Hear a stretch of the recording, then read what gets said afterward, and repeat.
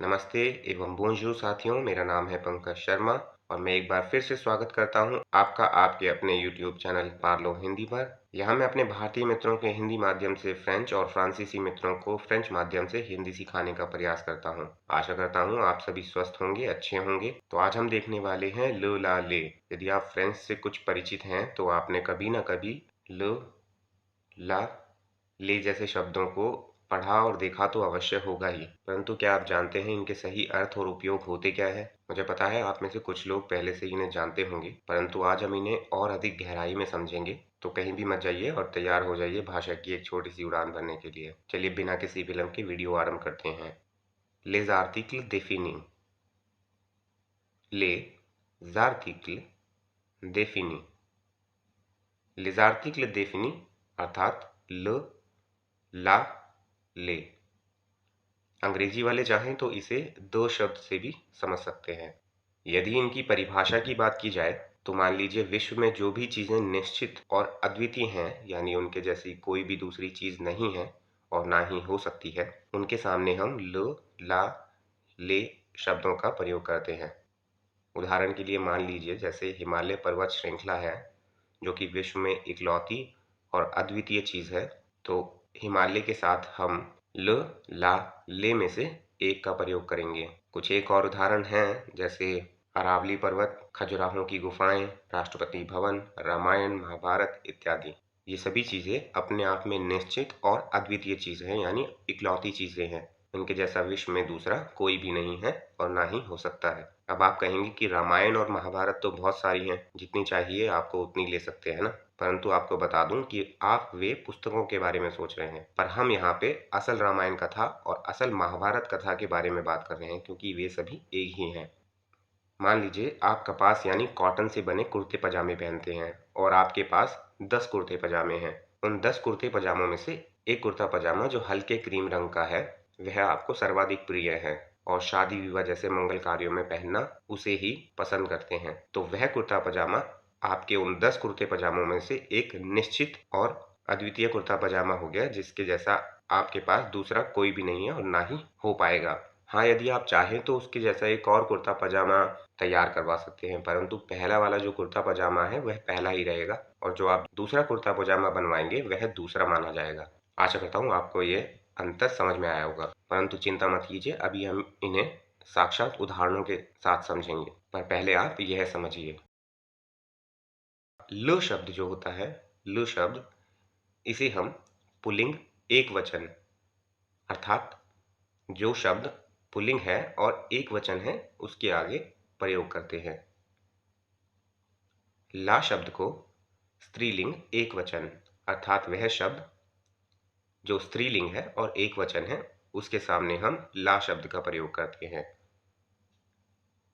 ले शब्द को हम पुल्लिंग और स्त्रीलिंग बहुवचन, पुल्लिंग या स्त्रीलिंग में से कोई भी शब्द हो परंतु वह बहुवचन में होना चाहिए, अर्थात दो या दो से अधिक चीजें होनी चाहिए। अब देखते हैं उदाहरण। तो पहला उदाहरण हम ले रहे हैं मीनाक्षी मंदिर का। ल temple de मीनाक्षी। ल temple de मीनाक्षी। ल temple का अर्थ हुआ मंदिर, द मीनाक्षी का अर्थ हुआ मीनाक्षी का। temple शब्द फ्रेंच भाषा में पुल्लिंग शब्द है, इसलिए हमने ल का प्रयोग किया। द मीनाक्षी का अर्थ हो गया मीनाक्षी का, और मीनाक्षी मंदिर विश्व में एक अद्वितीय चीज है, तो हमने मीनाक्षी मंदिर के सामने ल का प्रयोग किया, यानी temple के आगे ल का प्रयोग किया। ल temple द मीनाक्षी। चलिए दूसरा उदाहरण देखते हैं। ला पिरामिड द गीजा। ला पिरामिड द गीजा। अब गीजा का पिरामिड संसार में इकलौती और अद्वितीय चीज है और इसके जैसा दूसरा कोई भी नहीं है, इसलिए हमने पिरामिड द गीजा के आगे ला शब्द का प्रयोग किया। क्यों? क्योंकि पिरामिड शब्द जो है वह फ्रेंच भाषा में स्त्रीलिंग है, अब आप सोच रहे होंगे कि हमें कैसे पता लगेगा कि कौन से शब्द पुल्लिंग है और कौन से शब्द स्त्रीलिंग। तो आप चिंता मत कीजिए, जैसे जैसे आप फ्रेंच भाषा का अभ्यास करते चले जाएंगे वैसे वैसे आपको यह याद रहने लगेगा। जैसे जैसे आपकी शब्दावली बढ़ती चली जाएगी वैसे वैसे आपको ये चीजें याद होने लगेंगी। परंतु कुछ नियम हैं जिनकी सहायता से हम समझ सकते हैं कि कौन सा शब्द स्त्रीलिंग है और कौन सा पुल्लिंग है। तो मैं शीघ्र ही एक वीडियो उन नियमों पर भी बनाऊंगा, इसलिए आप इस चैनल को सब्सक्राइब कर लीजिए ताकि वह वीडियो आपसे छूटे नहीं। ले वाकांस, ले वाकांस। ले वाकांस का अर्थ होता है छुट्टियां। यहाँ छुट्टियां शब्द यानी वाकांश शब्द बहुवचन में है, इसलिए हमने ले का प्रयोग किया। अब देखिए, ल प्रीमियर मिनिस्टर द लैंड। ल प्रीमियर मिनिस्टर द लैंड अर्थात भारत के प्रधानमंत्री। ल प्रीमियर मिनिस्टर का अर्थ हो गया प्रधानमंत्री। द लैंड अर्थात भारत के। भारत के प्रधानमंत्री का पद एक निश्चित और अपने आप में ही अद्वितीय पद है। प्रीमियर मिनिस्टर प्रधानमंत्री जी जो हैं एक पुरुष हैं, इसलिए हमने लो शब्द का प्रयोग किया है जिनसे इनके पद की अद्वितीयता और निश्चितता का बोध कराया जा सके। तो ल प्रीमियर मिनिस्टर द लैंड, ये हैं इंग्लैंड की महारानी। ला रेन, ला रेन द अंग्लतैर, d'Angleterre। ला रेन का मतलब हुआ महारानी। d'Angleterre का अर्थ हो गया इंग्लैंड की महारानी जी, यानी रेन एक स्त्रीलिंग एक वचन शब्द है, इसलिए हमने ला का प्रयोग किया। d'Angleterre इंग्लैंड की, तो अर्थ हो गया इंग्लैंड की महारानी। ले membres de la famille, ले membres de la famille। ले membres का अर्थ हो गया सदस्य, de la famille का अर्थ हो गया परिवार के। यहाँ membre यानी सदस्य, सदस्यों के साथ ले का प्रयोग हुआ क्योंकि सदस्य बहुवचन में है। और de la famille परिवार के। अब यहाँ परिवार के साथ में भी हमने ला का प्रयोग किया है क्योंकि फामिल शब्द एक स्त्रीलिंग बहुवचन है। ले membres और ला फामिल दोनों शब्द अपनी निश्चितता और अद्वितीयता, इकलौतेपन का बोध कराते हैं, इसलिए हम ले membres de la famille कहेंगे, यानी परिवार के सदस्य।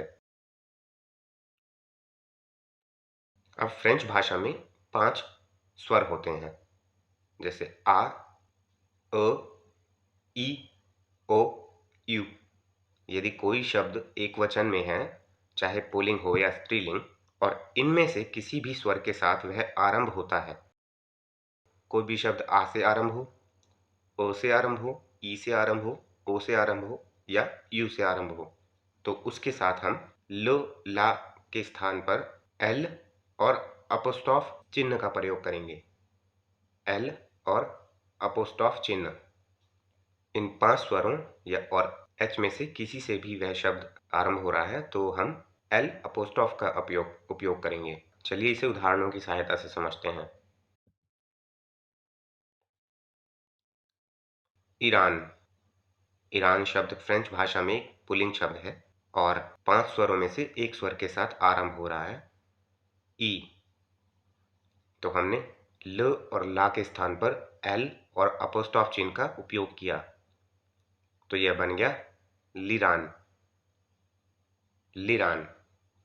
ऐसे ही भारत, एंद, एंद। एंद शब्द फ्रेंच भाषा में स्त्रीलिंग माना जाता है, तो एल और अपोस्ट्रोफ चिन्ह। अब देखते हैं ले, ले, जेता, ज्यूनी, ले, जेता, ज्यूनी, एता, ज्यूनी, एता, ज्यूनी अर्थात संयुक्त राज्य अमेरिका। अब संयुक्त राज्य अमेरिका एक बहुवचन शब्द है। इसके पीछे भी एक कारण है क्योंकि अमेरिका बहुत सारे राज्यों को जोड़कर एक देश बनाया गया है, इसलिए इसका नाम संयुक्त राज्य अमेरिका भी है और यह बहुवचन में माना जाता है। तो ले, जेता, ज्यूनी अब आप देख रहे होंगे कि यह शब्द अ से आरंभ हो रहा है, पर फिर भी हम ले शब्द यूज कर रहे हैं, ले शब्द का प्रयोग कर रहे हैं। क्यों? क्योंकि बहुवचन के साथ हम ले का ही प्रयोग करते हैं। एतुदियों, एतुदियों अर्थात छात्र। अब यह शब्द अ से आरंभ हो रहा है, इसलिए हमने एल अपोस्ट्रोफ चिन्ह का प्रयोग किया, तो ये बन गया लेतुदियों, लेत्युदियों, लेत्युदियों। ऐसे ही लेत्युदियोंत, लेत्युदियोंत। अ लगने से हम तो का भी उच्चारण करने लगे, लेत्युदियोंत। यहाँ पे हम सिर्फ लेत्युदियों बोल रहे थे, लेत्युदियों। ले जेतवाल, ले जेतवाल अर्थात सितारे। सितारे बहुवचन में है, इसलिए ले का प्रयोग हुआ। अब देखते हैं कुछ और उदाहरण। लिस्तवार, लिस्तवार, लिस्तवार अर्थात इतिहास या फिर कहानी। आरंभ हो रहा है आश से, इसलिए हमने एल अपोस्ट्रोफ चिन्ह का प्रयोग किया, लिस्तवार। ल पैर द राम, राम के पिता, लो पैर द राम। अब संसार में हर व्यक्ति कभी ना कभी तो पिता बनता ही है, परंतु उनमें से राम के पिता की बात हो रही है, अर्थात एक निश्चित व्यक्ति की। तो हमने राम के पिता के साथ लो शब्द का प्रयोग किया, जिससे उनकी अद्वितीयता यानी इकलौतेपन का बोध कराया जा सके।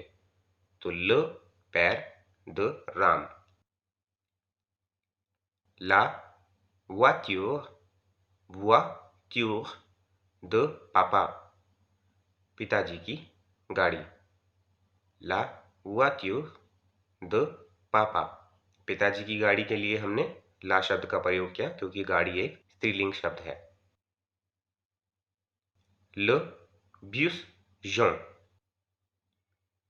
le bus jaune, पीली बस। बहुत सारी बसों में से एक पीले रंग की बस, और उसके सामने हमने ल शब्द का प्रयोग किया, जिससे उसके इकलौतेपन का, उसकी निश्चितता और अद्वितीयता का बोध कराया जा सके। ला प्लोंत व्यर्थ, ला प्लोंत व्यर्थ हरा पौधा। ला प्लोंत का अर्थ हो गया पौधा, व्यर्थ का अर्थ हो गया हरा। ले फ्रैर, ले फ्रैर द राम, ले फ्रैर द राम अर्थात राम के भाई। भाई तो बहुत हो सकते हैं, परंतु यहाँ राम के भाइयों के बारे में बात हो रही है। तो फ्रैर, फ्रैर शब्द यानी भाई, और राम के भाइयों की निश्चितता और इकलौतेपन का बोध कराने के लिए हमने ले शब्द का प्रयोग किया। आशा करता हूँ यह विषय आपको पसंद आया होगा और अच्छे से समझ में भी आया होगा। यदि आपके इससे जुड़े कुछ प्रश्न हैं तो नीचे कमेंट बॉक्स में अवश्य पूछिए, और वीडियो को लाइक और चैनल को सब्सक्राइब भी अवश्य कीजिए, जिससे मैं आपको ऐसे ही अपनी मातृभाषा के माध्यम से फ्रेंच सिखा सकूं। तो चलिए, मैं फिर उपस्थित होऊंगा एक और रोचक विषय के साथ। तब तक के लिए धन्यवाद एवं प्रणाम। आपसे पुनः भेंट होगी।